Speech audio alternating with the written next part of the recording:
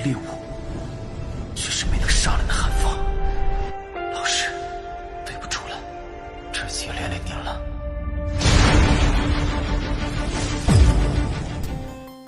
Hey, what's up guys? Selamat datang di Animasi Donghua Spoiler. Oke, bagi teman-teman yang baru join atau baru bergabung, jangan lupa klik tombol like-nya dan tombol subscribe-nya ya. Jangan lupa. Oke, sebelum kita memulai video ini, kita jangan lupa untuk seruput kopinya, kencangkan sabuk pengaman. Mari kita mulai.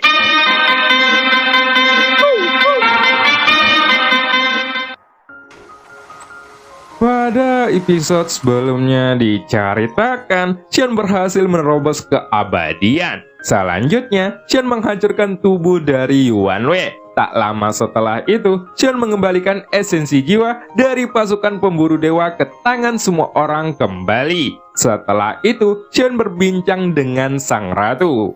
Dan scene pun berganti.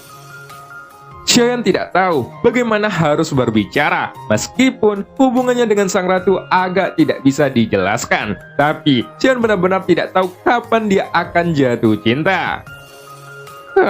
Apakah kamu ingin mengatakan bahwa kita tidak memiliki hubungan yang jelas? Ingatlah, kita sudah menjadi suami istri hanya dalam 100 tahun. Jadi, aku bisa dianggap sebagai istrimu, ucap sang ratu sambil tersenyum main-main. Dan Xion pun menggaruk kepalanya karena malu.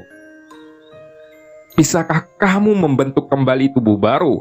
Tanya Xion dengan serius, tetapi dia tidak menjawab sang ratu karena yang dikhawatirkan Xion saat ini adalah kehidupannya.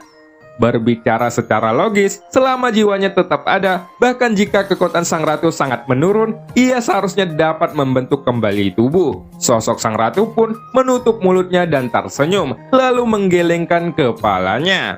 Ketika melihat ini, Xion hanya bisa tersenyum getir, dan kesedihan pun muncul di matanya. Aku sudah lama tersesat. Ini hanyalah sisa jiwa, atau bahkan sisa kesadaranku. Jiwaku yang sebenarnya sudah lama menghilang. Tapi dalam ratusan tahun ini, aku benar-benar merasa bahagia karena keinginanku telah terpenuhi. Terima kasih karena telah membawaku, ucap sang ratu. Ini tidak mungkin. Jika jiwamu belum bereinkarnasi, pasti ada jalan lain, ucap Xion sambil memandang sang ratu, dan dia masih tampak enggan dengan kepergian wanita cantik itu. Segera, sang ratu pun membelai pipi Xion, dan tangannya kini mendarat di jantungnya yang berdetak kencang. Dia sepertinya ingin merasakan detak jantung Xion yang sebenarnya. Aku ucapkan terima kasih kepada seorang bocah yang sedang jatuh cinta. Itu sangat lucu, ucap sang ratu yang sambil menyandarkan kepalanya pada bahu Xion. Detik berikutnya, Xion akhirnya menghela napas panjang, dan tubuhnya yang tegak kini menjadi rileks. Xion mengerti bahwa ini adalah pilihan sang ratu, dan dia sudah menyerah sejak lama.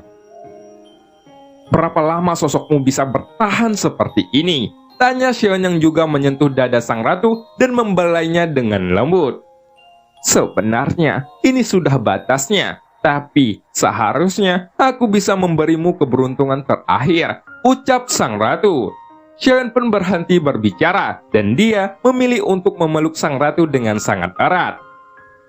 Ratusan tahun yang kita lewati masih terasa seperti mimpi. Terima kasih dan maafkan aku, ucap sang ratu. Dan Xion pun bisa merasakan luapan emosi wanita di pelukannya saat ini, dan dadanya sudah basah oleh air mata. Kata-kata maafnya mengandung terlalu banyak arti, dan mengenai perasaan Xion sendiri, sang ratu tidak menyangka bahwa dia dan Xion tampaknya diam-diam saling mencintai. Meskipun baru beberapa ratus tahun, sosok sang ratu sangat membekas dalam ingatan Xion, dan dengan adanya perpisahan ini, itu adalah pemandangan yang paling menyakitkan. Aku akan selalu mengingatmu, gumam Xion yang masih memeluk sosok lembut di depannya. Aku harus pergi. Dunia Taesu menyerbu dunia Senshi lebih cepat dari apa yang aku perkirakan. Sekarang situasinya tidak jelas dan tidak ada penundaan lebih lanjut, ucap Xion, dan sang ratu juga mengangguk. Sekarang adalah waktunya untuk mengucapkan selamat tinggal, karena setiap cerita pasti akan berakhir cepat atau lambat. Para praktisi Taisu yang tersisa yang melarikan diri telah ditangkap. Tetapi sayangnya semuanya pada akhirnya menutup diri. Bahkan pada saat yang sama, aku juga tidak mendapatkan informasi yang berguna tentang mereka, ucap sang ratu dengan menyesal. Jika kamu menghancurkan semua pasukan dunia Taisu, dunia Xuanyin ini mungkin akan menderita balas dendam mereka, ucap Chen sambil mengerutkan dahinya, dan sang ratu pun tersenyum ketika mendengarnya. Selama dunia Senshi bisa menang, dunia Xuanyin akan memiliki secercah kehidupan. Di dunia Xuanyin saat ini, apakah kamu pikir mereka takut akan balas dendam dunia Taisu? Tanya sang ratu. Tampaknya sang ratu sangat yakin dengan kata-katanya, tapi karena dia memilih untuk mengepung dan menekan dunia Taisu di sini, sang ratu pasti telah memikirkan semua kemungkinan yang terburuknya. Tetapi meskipun begitu, jika dunia Taisu benar-benar ingin membalas dendam pada dunia Xuanyin, kalian mungkin tidak akan bertahan sampai kemenangan dunia Senshi, ucap Chen sambil tersenyum pahit. Dalam hal ini, kamu dan Zuzang sangat mirip. Apapun situasinya, kalian masih peduli dengan dunia. Tetapi, semuanya memiliki takdirnya sendiri. Kamu tidak perlu terlalu memikirkan akhir dari dunia Xuanyin. Kembali saja ke dunia Senshi secepat mungkin. Pertempuran ini pasti akan tragis, jadi berhati-hatilah, ucap sang ratu. Aku akan mengambil setengah dari sumber daya di dunia Xuanyin ini, sehingga itu dapat membantu dunia Senshi. Karena jika dunia Senshi dikalahkan, tidak akan ada subdunia yang selamat, ucap sang ratu. Jadi, keberadaan sumber daya tersebut tidak memiliki arti tersendiri. Jika kamu ingat, setelah perperangan selesai, kamu dapat mengembalikan sumber daya pada saat itu, ucap sang ratu kembali. Namun, dengan sang ratu mengambil setengah dari sumber daya dunia ini, itu berarti kekuatan seluruh dunia akan turun satu tingkat. Ada kemungkinan tidak akan ada lagi kultivator kaisar keabadian dan kekuatannya akan menurun tajam, serta vitalitasnya akan lebih sulit untuk didapatkan. Kekurangan sumber daya akan menyebabkan kultivator yang tak terhitung jumlahnya bersaing, dan jumlah tersebut akan turun drastis. Belum lagi populasi dan bintang di seluruh dunia akan kosong, dan hal ini akan sangat terpengaruh. Namun, mengingat situasi saat ini, sumber daya dunia Xuanyin masih sangat melimpah, dan dalam perperangan dunia yang luas, itu masih sangat membantu dengan menyingkirkan setengah dari sumber daya. Dunia ini dapat jatuh ke musim dingin tanpa sumber daya. Tapi, dalam waktu singkat, selama tidak diserbu, dunia Xuanyin tidak akan dihancurkan. Kamu tidak perlu khawatir tentang kehilangan setengah dari sumber daya di sini. Meskipun tanpa sumber daya, bagi dunia Xuanyin itu bukanlah hal yang buruk, ucap sang ratu. Akan tetapi, Chen hanya bisa diam. Dia tidak tahu harus bagaimana menjawabnya. Kedalaman saat ini tidak sebaik sang ratu, jadi lebih baik menuruti aturan dari dirinya. Pada saat ini, Chen menjawabnya dengan anggukan kepala, dan segera sang ratu pun mengangkat telapak tangannya. Tiba-tiba muncul bola kristal berwarna-warni di telapak tangannya. Rupanya, sang ratu sudah mempersiapkan semuanya, dan ketika memperhatikan bola kristal tersebut, energi yang terkandung di dalamnya tampaknya sangat luar biasa. Untuk menggunakan kekuatan di dalamnya, kamu harus mengembalikan ke sistem dewa, lalu menemukan Shenmu untuk melindunginya. Energi ini mewakili semua makhluk di dunia Xuanyin, ucap sang ratu sambil menyerahkan bola kristal itu ke tangan Xiaoyan.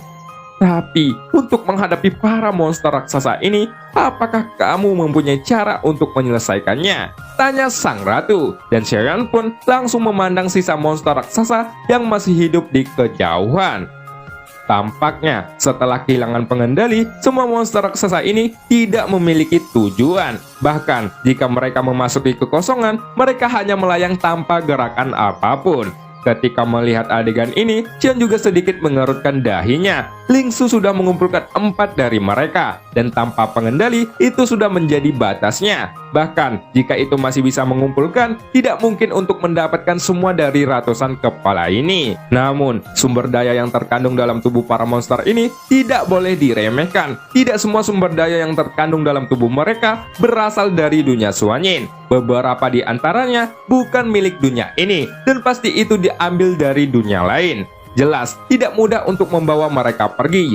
Jadi, sang ratu berinisiatif untuk bertanya kepada Xiaoyan apa rencananya. Pada saat yang sama, ketika Xiaoyan masih berpikir tentang bagaimana cara mengambil energi dari monster-monster ini, bola kristal di tangannya menghilang secara tiba-tiba. Tapi Xiaoyan sendiri tidak terkejut akan hal ini, dan segera suara Janlao pun datang dari dalam pikiran Xiaoyan.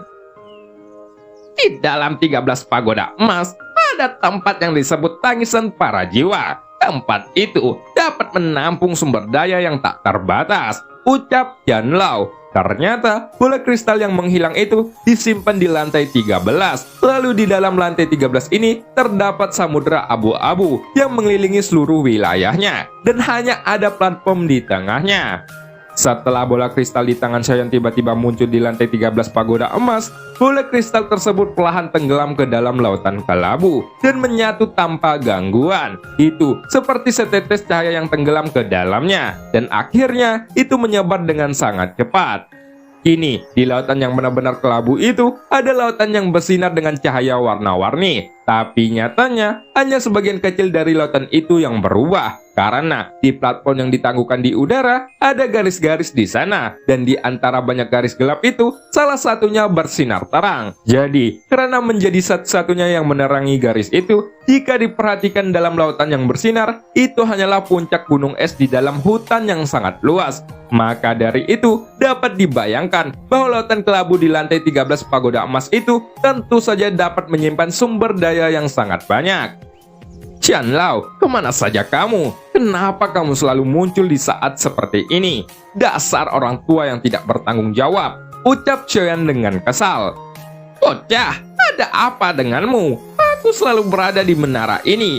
Kamu bahkan tidak pernah mengunjungiku. Sudahlah, aku sibuk. Cepatlah bertambah kuat, supaya kita bisa kembali ke dunia sensi, ucap Janlao yang suaranya perlahan menghilang. Kali ini, sepertinya masalahnya sudah terpecahkan dalam sekejap. Tapi, yang paling membuat Xiaoyan terkejut adalah tampaknya pagoda emas ini akan selalu muncul saat Xiaoyan membutuhkan sesuatu. Atau mungkin pagoda emas selalu memiliki kemampuan seperti itu, hanya untuk mengurangi tindakan yang tidak merugikan, dan hanya muncul saat dibutuhkan. Tentu saja, bisa jadi karena waktu kemunculannya sudah terungkap dalam rencana Xiaoyan. Dan jika dikombinasikan dengan perhitungan sebelumnya, tampaknya yang terakhir lebih mungkin. Lapisan pertama dan lapisan kedua digunakan agar mampu memasok kemampuan Xiaoyan untuk membantu dirinya berlatih. Sekarang, itu telah dikembangkan hingga lantai 13, dan kemampuan setiap lantainya akan sesuai dengan kekuatan Xiaoyan sendiri. Namun, itu tidak akan terlalu kuat untuk membuat Xiaoyan bergantung pada kemampuan pagoda emas secara terus-menerus, dan secara keseluruhan, semuanya tampak baik-baik saja. Saat ini, jika semua monster raksasa itu ingin diambil, pasti tidak ada cara untuk mengambilnya. Tetapi, sumber daya agung dalam tubuh mereka pasti dapat dikumpulkan oleh penyerapan jiwa. Tapi sayang sekali, itu akan menyia-nyiakan sumber daya di dalamnya.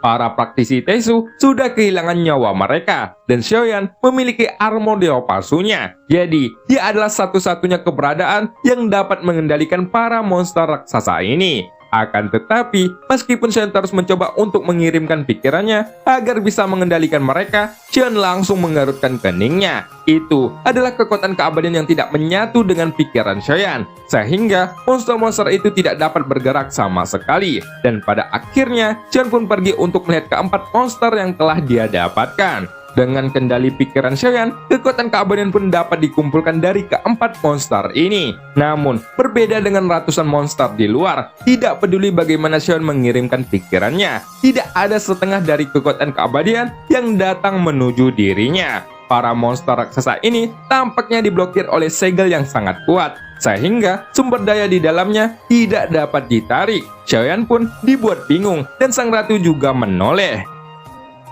Sepertinya dugaanku benar. mereka semua memiliki segel di dalam tubuh masing-masing, dan mereka mengalami kegelisahan agar dapat menghancurkan segelnya secara paksa, ucap Shoyan. Mungkin ratusan monster raksasa ini akan meledakkan diri sendiri. Begitu mereka meledakkan tubuh, tidak terbayangkan bahwa kehampaan ini mungkin tidak dapat menahannya, ucap sang ratu sambil mengangguk, dan Shoyan pun juga mengerutkan dahinya. Dalam hal kendali segel, Shoyan tidak pandai melakukannya, atau mungkin karena selalu ada sosok Goyan di sisinya. Jadi, Shoyan tidak menghabiskan waktu untuk mempelajari penyegelan dalam keadaan krisis. Tapi sekarang, Goyan tidak ada. Jadi segel yang begitu kuat ini benar-benar merepotkannya. Goyan, tampaknya aku harus pergi, ucap Shoyan dengan suara rendah. Shoyan tahu bahwa sosok Goyan itu pasti tersegel, karena jika tidak, maka dia tidak akan muncul saat Shoyan berhadap dengan Suchang sebelumnya.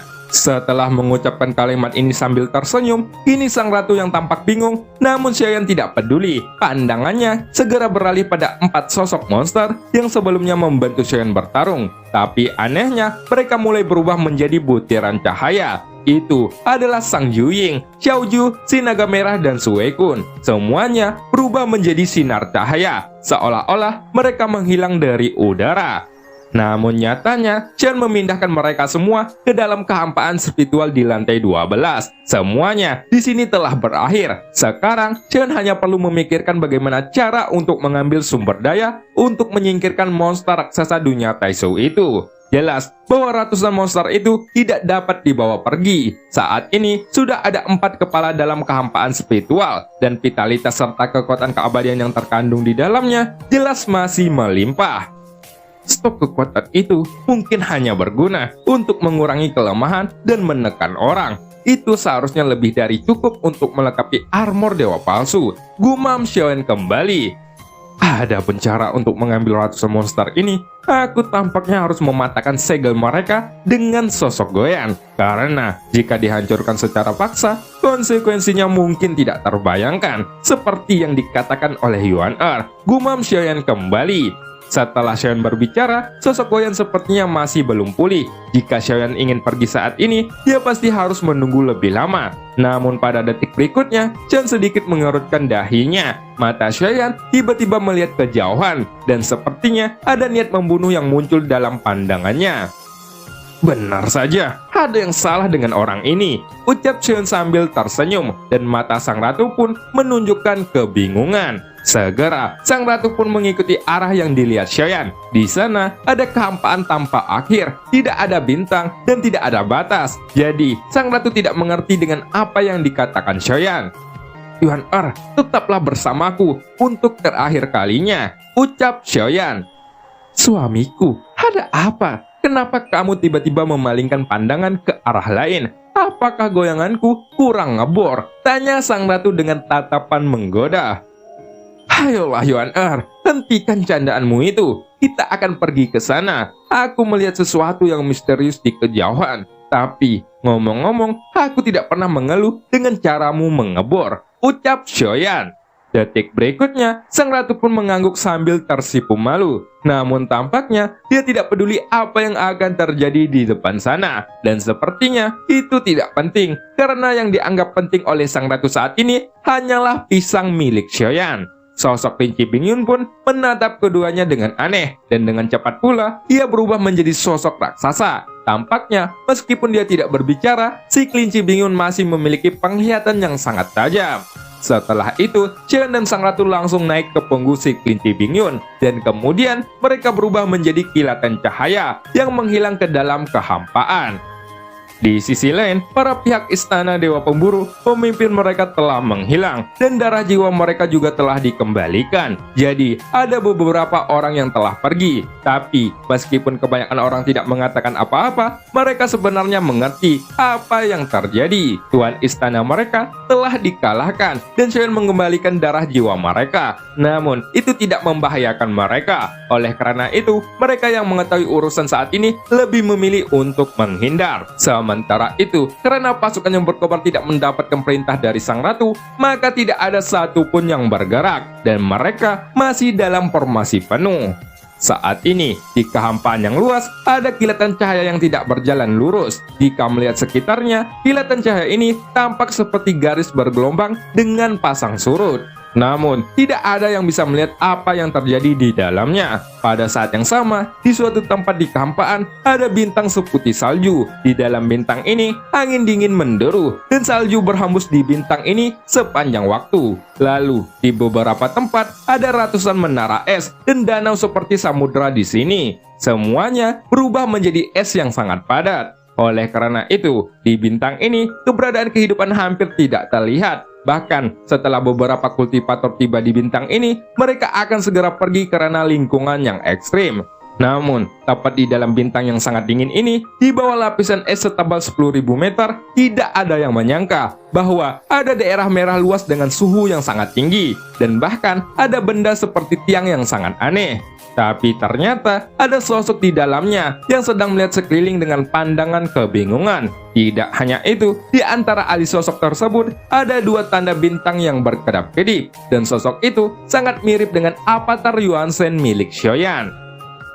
Dan cerita pun berakhir. Sampai jumpa di episode selanjutnya. Mencari suster ngesot di tempat Bu Maya. Satu episode di malam hari ya.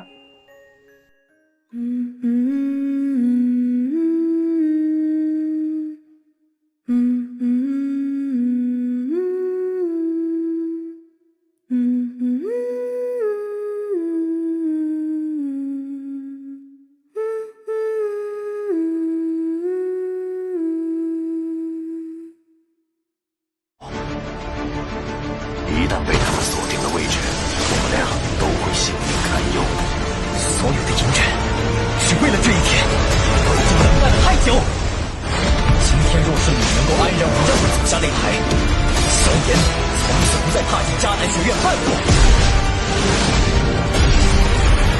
他迟早会发现的。既然如此，就给他一个惊喜吧。今天我不会让你们两人彻底的闭上嘴。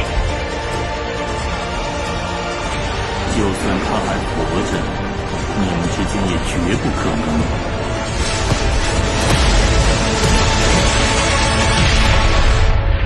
加玛帝国云岚宗，萧炎回来了。